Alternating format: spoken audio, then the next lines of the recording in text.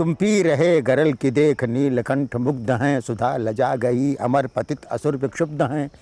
मगर ये अभी तो पग प्रथम कहाँ समाप्त साधना, कि है नरत्व ताव पर लगा हुआ है ग्राम गृह नगर सभी तो दांव पर। तो तुम्हें अगर है आन कुछ मनुष्यता के नाम की, तो ध्यान ये बना रहे वमन न हो, वमन न हो। तुम तप रहे हो जिस तरह न तप सका निदाग भी। तुम्हारी तपस्या में त्याग में कोई कमी नहीं है, पर तुम तपे भी जले भी और फिर भी जलन बाकी रह गई, तो लानत तुम्हारे जलने पे है। तुम तप रहे हो जिस तरह न तप सका निदाग भी, तुम्हारी आग देख मंद पड़ गई दवाग भी। मगर अभी तो पग प्रथम कहाँ समाप्त साधना, लपट लपट से भेंट लो हरे शोला चिन्ह चिन्ह अंक में समेट लो। क्योंकि बने अगर विभूति तो जो आ रही हैं पीढ़ियाँ, भविष्य में उन्हें कभी तपन न हो, तपन न हो।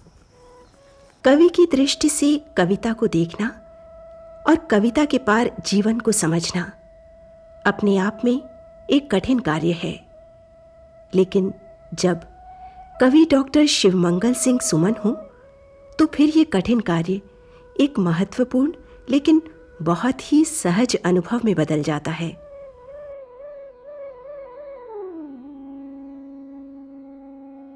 यहाँ आपके कक्ष में नेहरू जी का एक वाक्य लिखा हुआ है, अपने जीवन को कविता बनाना चाहिए। लेकिन क्या आज जिस दौर में हम जी रहे हैं, वहाँ ये संभव है कि हम अपने जीवन को कविता में तब्दील कर दें? ये आपने बहुत अच्छा सवाल किया। इसके पीछे ऐतिहासिक बैकग्राउंड भी है, भूमिका भी है। जो हिंदुस्तान आज़ाद हुआ था, 47 में आज़ाद हुआ, 3 साल लग गए अम्बेडकर साहब को संविधान लिखने में। 1950 में गणतंत्र घोषित हुआ, सॉवरेन रिपब्लिक। उस समय बड़ा भारी जलसा मनाया नेहरू ने लाल किले में, जश्न जमहूरियत के नाम से। 7 दिन का जलसा, एक दिन मुशायरा, एक दिन कवि सम्मेलन, एक दिन संगीत सम्मेलन, नाटक, एक दिन बैले। वह देखने लायक दृश्य था। उसमें क्या कवियों का उफान था आज़ादी के बाद का, उसका आप कल्पना नहीं कर सकते हैं। तब दिन करने पड़ा था सिंहासन खाली करो कि जनता आती है, जिसको प्रयोग मिला रहे थे, जो गवर्नमेंट आई थी उस समय, इसको उनके लिए लिखा। बच्चन जी ने लिखा दिल्ली जफर की जवाहर की। उस माहौल में ये उन्होंने मेरी ऑटोग्राफ बुक में लिख दिया था, अपने जीवन को एक कविता बनाना चाहिए। मतलब तुम कविता को जियो। कविता को जिया कैसे जाए भाई? तो ये सबसे बड़ी चुनौती कवि के लिए, कविता जो लिखता है उसको जिए। तो कविता बहुत ही टेंडर, बहुत ही नाजुक चीज़ है। इंसानी जज्बात की, इंसानी भावनाओं की सूक्ष्मतम पारदर्शी ये अभिव्यक्ति है कविता जो होती है। ये ऊपर से चाहे जितनी स्थूल दिखे, इसी उसकी मार भी उतनी तेज़ होती है। आपको मालूम है कि तमाम लोगों ने लिखी वियतनाम अमेरिका से लड़ाई में कविताएं। शमशेर ने लिखी, नागार्जुन ने लिखी, मैंने भी लिखी, सब ने लिखी। ये स्टीफन स्पेंडर ने 5 लाइन कविता लिख दी, सारे संसार में छा गई। 5 लाइन, एक लाइन में कविता।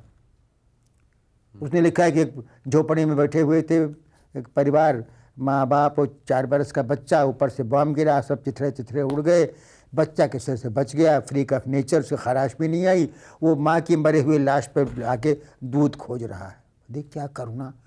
जो ड्यूटी पे था टॉमी, उसने गोली मारी तो उसके यहाँ लाल लाल गाल दिखे, तो कारतूस लग गया।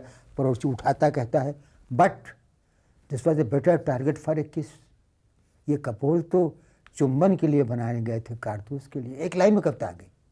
अब कविता कितनी कम नाजुक हो सकती है। एक लाइन में कविता, शेर और दोहा और चौपाई और अतुकांत मुक्त छंद तब छोड़ दीजिए, जहाँ कविता होगी बोलेगी। This was a target for a किस, इस पर कविता लाइन आ जाना। तो कविता की मार्मिकता इसी में है। निराला ने कभी लिखा था, मरा हूँ 1000 मरण पाए तब एक शरण, मरा हूँ 1000 मरण। तो कविता लिखने के लिए कवि को स्वयं 1000 बार मरना पड़ता है। कभी ने लिखा जीवित मृतक को अंक। तो मतलब उस अनुभव, उस सांचे से गुजरना पड़ता है। रही आज की इसकी बात, आज बड़ा बेढब ज़माना आ गया है। ये चुनौती है कि आज कविता की आवश्यकता है भी कि नहीं है, कविता क्या मूल्य है। मगर हम समझते हैं आज ही सबसे बड़ी कविता की आवश्यकता है, जब आतंकवाद छाया हुआ है, जैसा कभी नहीं था। आज के इस अस्त व्यस्त भरे युग में जब चारों ओर कयास, आतंक छाया हुआ है, पहले सुनते थे किसी लड़ाई हो तो गोली मार दिए, ये हमारी झगड़ा में बिना झगड़े के किसी बस को रोक लिया, चढ़ के तर तर तर तर, न जान न पहचान, न कभी कोई लड़ाई न झगड़ा न गाली गलो, इतना इंसान हैवान हो जाएगा।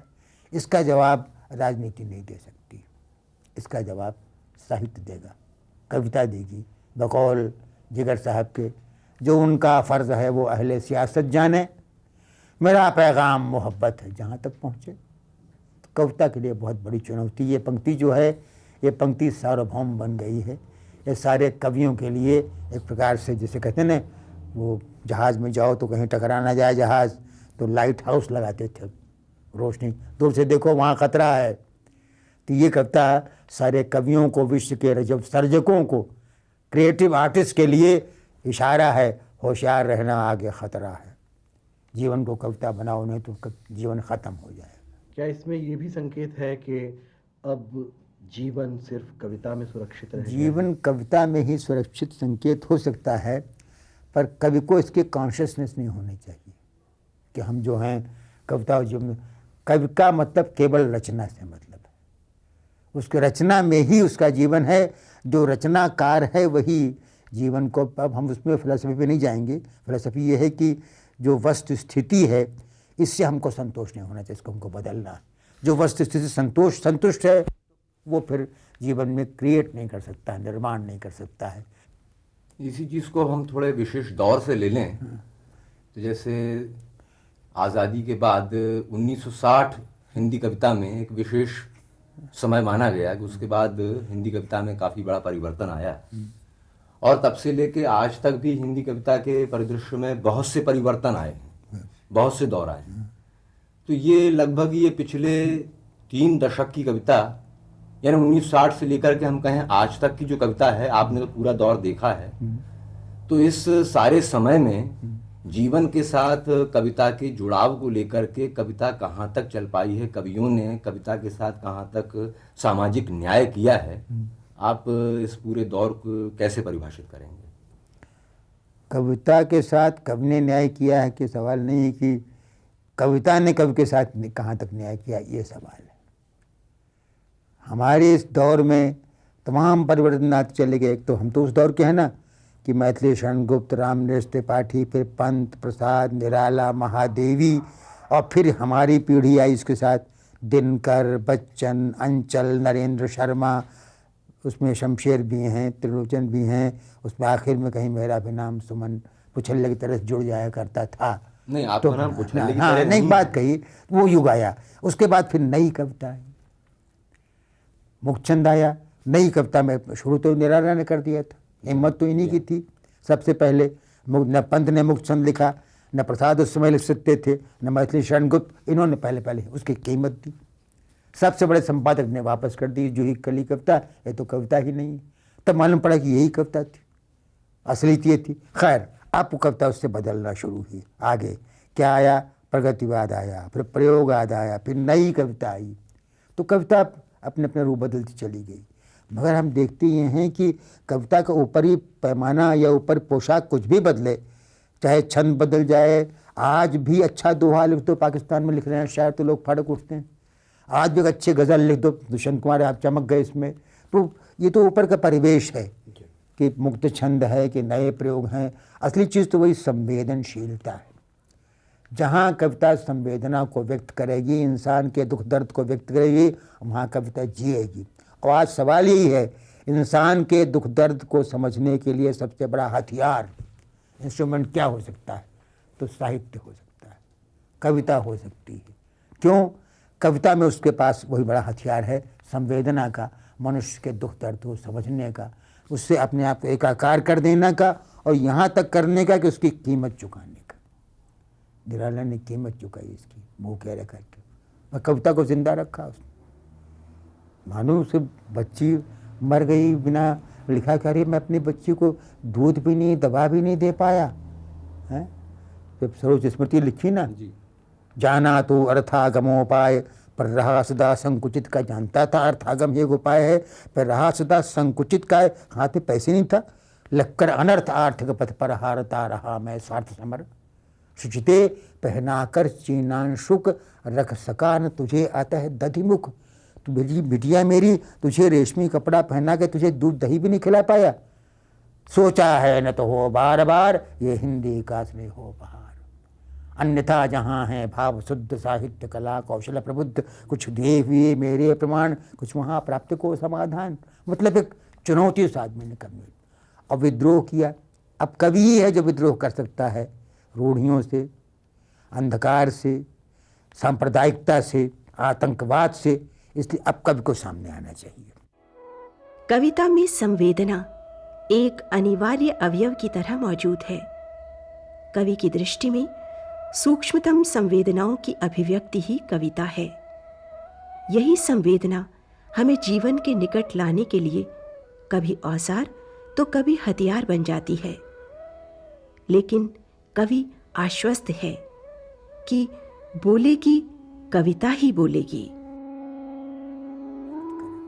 मैं देखता रहा कब से कविता बढ़ती आ रही है। वहाँ से प्रगतिवाद आया, प्रयोगवाद आया, नई कविता आई, अकविता आई, मुक्तिबोध आए, शमशेर आए, त्रिलोचन, केदारनाथ, सब पूरी प्रवाह चला रहा। अभी 1 साल पहले, मत जानते हो तुम, अच्छी कविता किसी कवि की मिल जाए मैं रट लेता हूँ, याद कर लेता हूँ। तो एक कवि सम्मेलन हुआ था यहाँ, 150 साल पूरे हुए, अमृत वर्ष मनाया गया हिंदी साहित्य सम्मेलन का। सारे कवि उसमें अरुण कमल ने एक कविता पढ़ी। अब आप कैसे राजनीति, कैसे जीवन की चुनौतियों को सामने स्वीकार करती है और नई कविता कहाँ से कहाँ संवेदना को ले जाती है। वो जो कविता है बुढ़ापा, खान अब्दुल गफ्फार खान, उनको हम लोग कहते थे फ्रंटियर गांधी, सीमांत गांधी, वही ऊंचाई। और मरने के पहले तक 94-95 वर्ष में मरे हैं, 93 बार बार जेल गए, पश्तो यहाँ की भाषा होगी, लड़ते रहे। यहाँ भी आके चुनौती दे गए थे, एक सामने चुनौती। इस आदमी ने बुढ़ापा कविता लिखी। अब देखिए कहाँ से कहाँ सिंबल ये है, लाल लाल जो बिंब है सूरज का, एक अच्छा ये जो सिंबल था वॉन गॉग का, ये है ना, ये सूरजमुखी का फूल, ये सब सिंबल तो कविता में आते हैं। ये सिंबल कहाँ से लाया?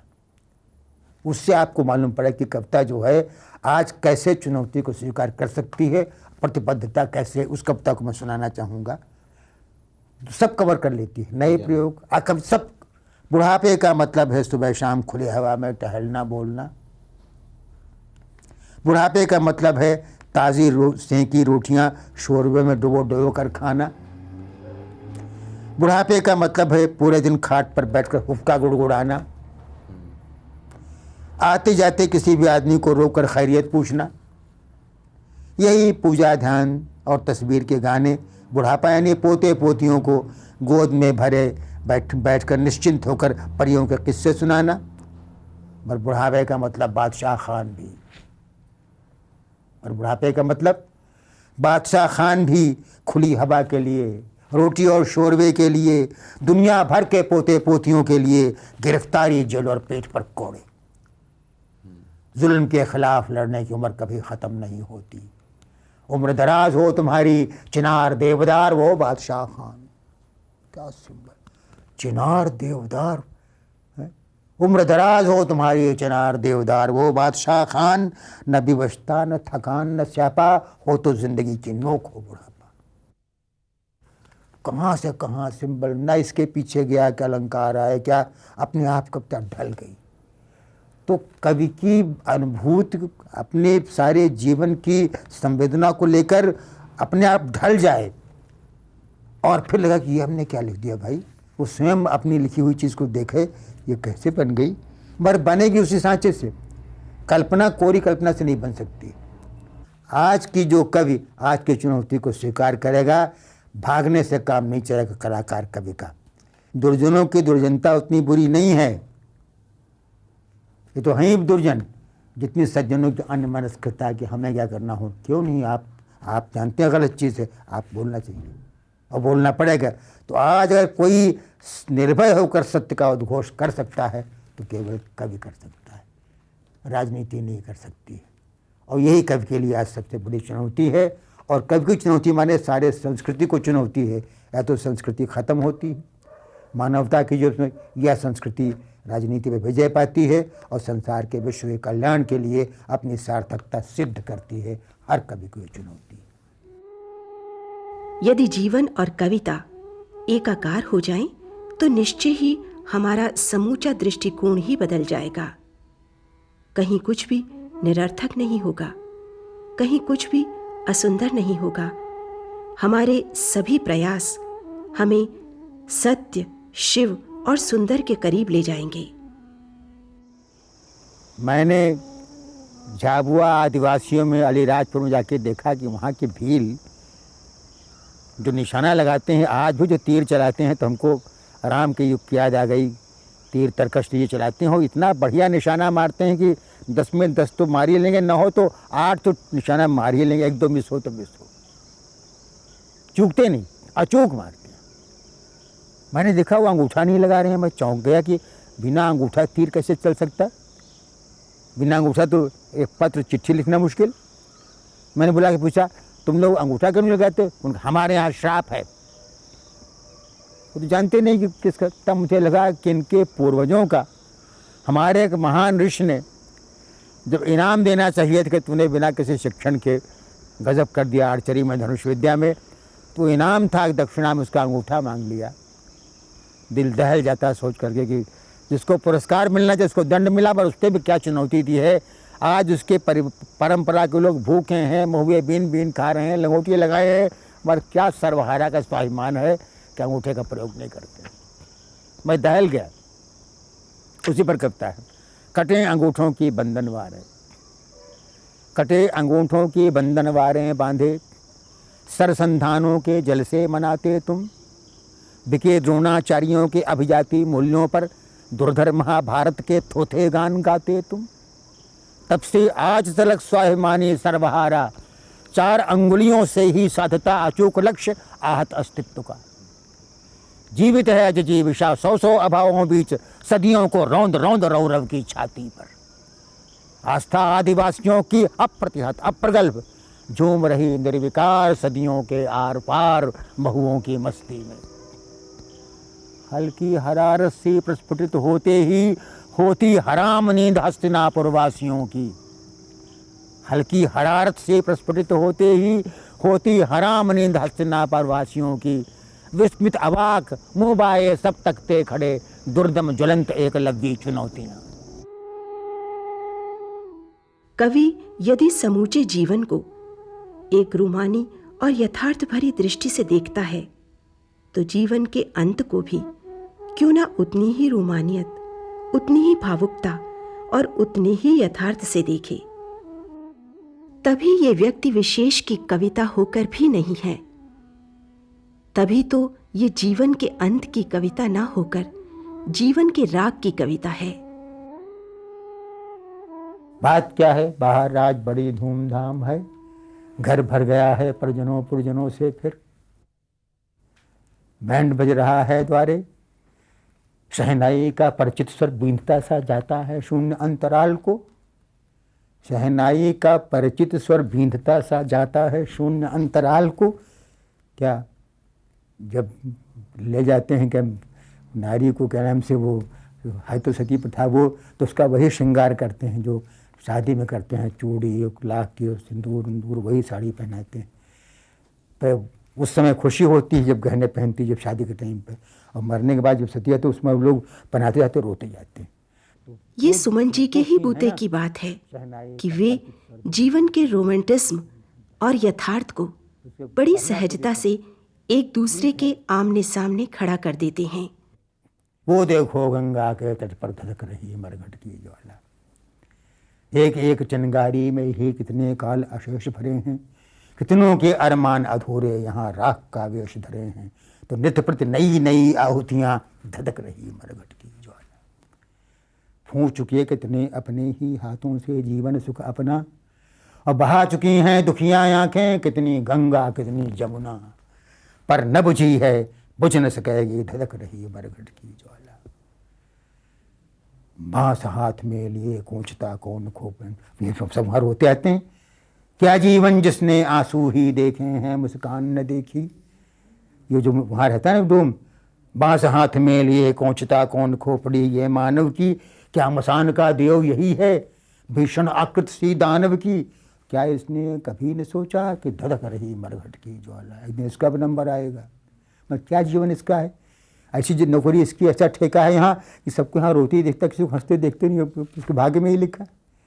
क्या जीवन जिसने आंसू ही देखे हैं मुस्कान न देखी, चिर विछोह का साक्षी है जो मधुर मिलन की आन न देखी, इसके भीतर बाहर दोनों धधक रही मरघट की ज्वाला। फिर गंगा को लिया हमने, गंगा किनारे ज्वाला, कितने नगर बहा दिए, इसको नहीं बहा पाई जरा सी आग को। सृष्टि बहा देती यदि शंभु जटाओं का मिलता न सहारा, सृष्टि बहा देती यदि शंभु जटाओं का मिलता न सहारा, सुर नर जैसे देख सेहरे थे यहाँ वही गंगा की धारा, किंतु वक्ष पर आज उसी की धधक रही मरघट की ज्वाला। कितने ही बुझ गए दावानल बड़वानल सूखे सागर में, और शंकर के तीसरे नेत्र की ज्वाला शांत हुई क्षण भर में, बस सृष्टि प्रलय पर्यंत एक सम धधक रही मरघट की ज्वाला। अगर ये सही है कि निराला ने कविता को पूरी तरह जिया था, तो ये भी सही है कि वर्तमान में यदि जीवन को एक कविता समय की तरह जीने वाले किसी युग पुरुष का नाम लेना हो तो कहीं डॉक्टर शिवमंगल सिंह सुमन। मैं क्षिप्रा सा ही तरल सरल बहता हूँ, मैं कालिदास की शेष कथा कहता हूँ। मुझको न मौत भी भय दिखला सकती है, मैं महाकाल की नगरी में रहता हूँ।